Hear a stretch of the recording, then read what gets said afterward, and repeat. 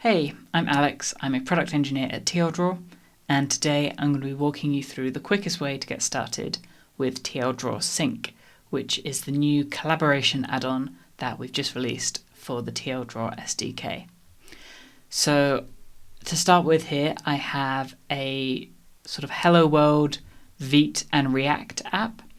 If I flip over to my browser here, there's not a lot happening. But I can change that by installing tldraw from npm.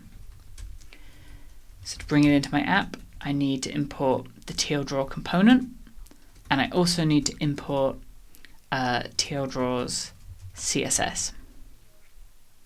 Then I can use the component inside of my app, and I need to write a little bit of my own CSS just to make sure that tldraw fills the entire screen. If I switch back over here now, you can see that tldraw is here, it's working, but these two browsers don't know anything about each other. Even though they're on the same page, there isn't any sort of a collaborative experience happening between these two windows. Let's change that. First, I need to install the tldraw/sync add-on, and then I can import the use sync demo hook from tldraw/sync. I can call that hook in my component, and I need to give it a unique room ID. I'm going to just say Alex demo. If I pass this store into my tldraw component now and switch back over here, you will see that we actually have a collaborative experience working here.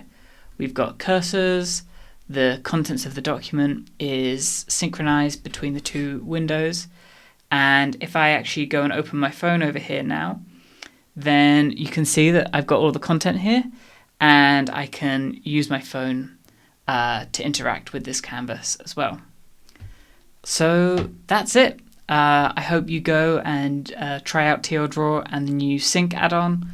And if you want to take it a little bit further than we have in this demo, you could look at adding custom shapes or self-hosting it yourself with Cloudflare or Node.js.